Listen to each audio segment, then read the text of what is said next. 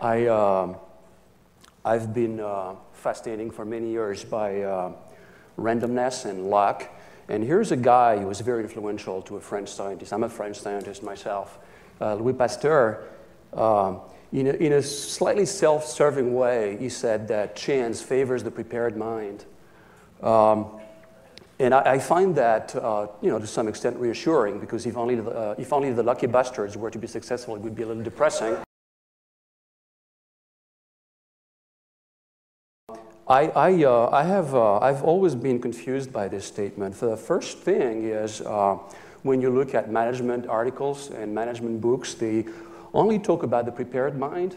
They don't talk about luck, which I think is the #1 factor for success in business and in personal life.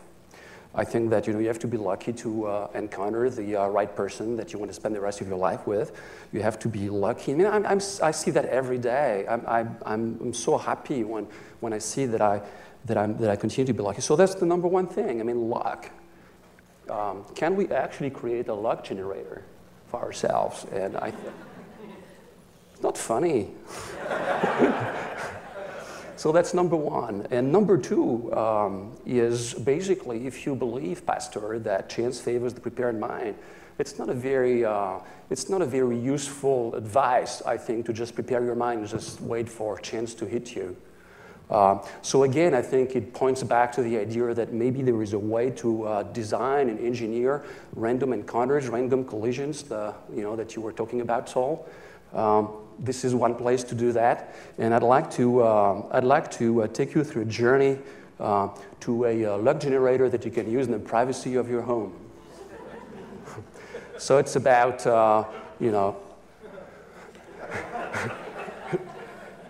people are thinking about things I don't know. So basically, my question is, well, there are always going to be random encounters in your life. Some will be good encounters, some will be less good encounters. And my problem is, or my question is, can you increase the odds? So let me take you through my personal journey. I've had to select just a couple of random encounters that changed my life. And I would say that there are hundreds that changed my life. But let me start with one. 22 years ago, my friend Vendy and I were in high school together. It was the last year of high school. And he was very smart and very funny and a great violinist. And I found that really annoying. It really pissed me off at the same time. It was so challenging. It was so incredible to be in the same class as him. And so we became friends. I think that it was so challenging, always forcing me to come up with my best ideas, my best thoughts, and so on and so forth. I think that this guy really helped me become who I am, and he really influenced my life a lot. And also, he was very helpful and very nice. I mean, did I mention that he was also very smart? So this guy. This guy really, I mean, I feel lucky now. Back then, I wasn't so lucky that, I found a guy who made me feel average. But now, 22 years later, I think that, it's something wonderful. And I've been meeting him from time to time, and I was talking to him recently and telling him about how influential he's been in my life. And he said, "Really?" Well, he was struggling to find a way that I had been influential to his life. He's found one now because his daughters are babysitting for me. But it was a happy accident, and similar happy accident happened to me. One that I like to pick because it really radically changed my life is because of a screw up. I arrived one day early at a conference in Santa Fe, New Mexico, about 18 years ago, and the friendly staff at the conference said, "Well, there's this Frenchman. He's here in Santa Fe, staying at the Santa Fe Institute, and he's okay to lend you his couch." Okay, they thought that because we're both French, we'll somehow get along. The first thing he does, he takes me to a strip club because he thinks that it's going to be very entertaining. Back in France, we would never have been friends. I can tell you that. But I was stuck in his living room on his couch, and he started telling me about himself. And I was thinking, okay, keep an open mind, Eric. Keep an open mind, Eric.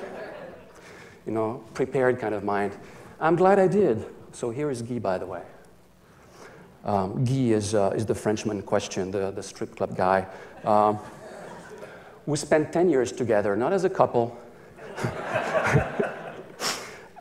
We spent 10 years together as a team of scientists. We published 50 articles. We created a field called swarm intelligence, which permeates really a lot of different technologies today, from Wikipedia to all kinds of peer-to-peer communications technologies. We wrote 3 books. It completely changed my life. And before meeting him, I had no idea that I wanted to work on insects. I was looking for new paradigms for routing and communications networks. And when he told me about his social insect stuff, the wasps, the ants, the bees, and the termites, I thought, wow, this is the metaphor that I want to use for my telecommunications networks. And that's how we started to work together. But I hated insects before meeting him, and I didn't think that I would spend 10 years of my life working on insects. So in a way, here is the beginning of a gigantic, mega-scale psychoanalysis for me. 10 years.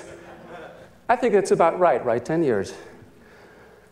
So when reflecting upon these happy accidents, I realized that these were random encounters with people and ideas, but they were not completely random, because one encounter actually changes you and prepares you for the next encounter. And one of the things that emerged from this reflection is that you may actually encounter someone, there is a random collision, but you're not ready for the collision yet. It's this idea of the prepared mind. Your mind is not prepared yet.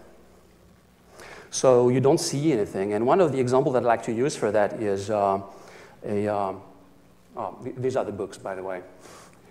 The example that I'd like to use is a guy, Argentinian writer, Julio Cortázar, that I read a book by about 20 years ago. I hated it. I thought it was crap. It's called Hopscotch.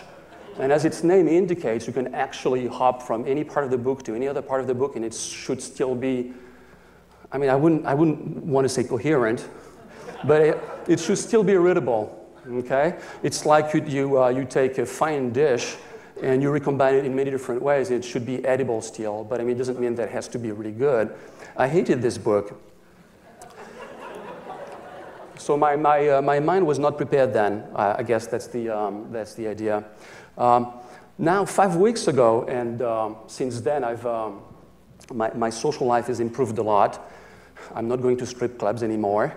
I managed to spend a few years at the Santa Fe Institute, where on the right here you see Murray Gell-Mann, one of my mentors there, Nobel laureate in physics for discovering the quark. And he invited me to a little gathering a few weeks ago, and I was sitting at a table, 4 people. So these 3 guys and me, and I was the only one with a Pulitzer Prize or a Nobel Prize, and that ain't about to change. So here you have Cormac McCarthy on the left and Murray Gell-Mann on the right. In the middle is Richard Rhodes. He wrote a book, really great book, called The Making of the Atomic Bomb. And he tells me that because he's from Missouri and William Burroughs was from Missouri, he wrote an article, in the New York Review of Books about William Burroughs and the cut-up technique. Cut-up basically is cutting up literary pieces and recombining and rearranging them in many different forms until something interesting emerges. And that reminded me of Cortázar, and actually there is another stimulus that reminded me of Cortázar, and that's why I'm putting all this together. But basically, I saw a fundamental connection that I hadn't seen before, and so that's William Burroughs. And the cut-up technique is the most famous book that uses the cut-up technique is The Third Mind. Very difficult to read, but a very interesting concept, which is that you take some material, you cut it up, and you recombine it in many different ways. That's exactly what nature does, right? Nature uses recombinations and mutations to create new organisms. So that sounds awfully similar to what breeders do, right? They recombine, although they don't know really what's going on the biological level. They're recombining things to produce things that are better or more productive or more beautiful. So the connection was that the Beat Generation guys, the William Burroughs and Cortázar had come up with this technique, the recombinant technique for creating literature. If you want to call it literature. So I think that if you take this, and by the way, I did a little exercise. So what I'm saying here is that 20 years later, Cortázar has a beard in my mind. Didn't have a beard before. Sorry, oops, what? Right? 20 years later, he has a beard, and the book is very different to me because I'm prepared. It's not only about the cover. So I did a little exercise. There is a website out there. It's vispo.com something. I took Sol Kaplan's bio, and I did a cut-up of Sol Kaplan's bio. And here are two of the things that emerged today. BIF is optimized to save lives.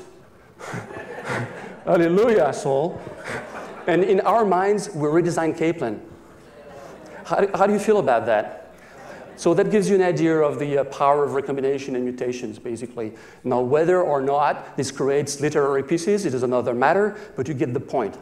And if that works, if that were to work, then I could turn Pasteur's statement on its head and say that, okay, yes, chance favors the prepared mind, but actually the prepared mind should favor chance. Because if I'm prepared, then I can guide chance. It's not pure randomness. I'm looking for some noise in my life, but I'm guiding it because I'm prepared. I know where I'm going, and when I see what I want, which I don't ahead of time, I will recognize it. So the question then becomes, can we make it practical? And the answer obviously is yes, although otherwise I wouldn't be talking about it here, I guess. What time is it? So yes, there are several ways to actually create your own little serendipity engine based on the cut-up technique or the recombination and mutation technique. One way is to say, well, serendipity will come from others. Okay, so for example, Stumble Upon, tells you what other websites people have been interested in and will, potentially take you there if you want. I believe, like Jason Fried earlier, that the crowd is actually pretty dumb. And I think there has to be something a lot more powerful that you can do without having to ask other people what they want, what they like, what they say, what they claim, what they buy. I don't care. Well, I don't care. I think that, yes, okay, maybe you want to know that, but I mean, is it really the only driver of your journey? It shouldn't be. So the other thing is really what the authors have done, the cut-up technique. And one example of that, and I understand that Pandora was here last year, is Pandora. Pandora has come up with a way which is not a social way of creating a radio station for you that will suit your taste. It's a way that is based on the intrinsic properties of the music. They have this music genome project. So they basically sequence the genome of music, and then when you say, I like this and I like that, they will combine for you things in such a way that the radio station that emerges will be something that you like, okay? So I think that for innovation to happen, that's exactly this kind of stuff that you need. You need something that is not social because it will be regression to the mean. You're not going to innovate by looking at what, other people, are doing. But you are going to innovate if you are taking the same engine, the same power that nature has been using for trillions of years. Come on. We have not been alive for trillions of years. I mean, nobody's listening. The Earth is 6,000 years old. All right. So what I meant is nature has killed trillions of organisms to produce stuff, so we better pay attention to it. I mean, what a waste. Chris, what do you think? Very wasteful. Trillions of organisms have died for us to see the power of mutation and recombination. So here's an example. I'm going to give you a couple of examples of how you could actually become lucky in the privacy of your home. One is if you're expecting. So Tori, by the way, BIF is not an option for middle name. All right. However, there's this wonderful little website, Nimbler.com, which uses this technique of recombination and mutation. You can go there and you're looking for a name for your baby, but you don't know, and maybe you're arguing with someone about it. I don't know. You don't know ahead of time, but you know it when you see it. That's the idea, okay? And so what this does is you basically say, here is what I want, here is what I like, here is what I don't like.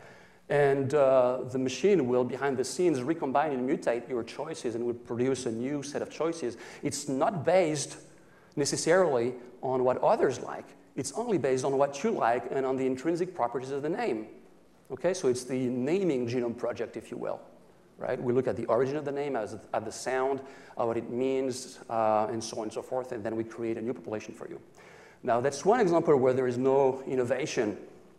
There is no innovation because the names already exist, okay? And so you're just navigating through a set of things that already exist. Now, imagine that you want to create a name for a company. You're almost in the opposite situation of wanting to come up with a name that doesn't exist, right?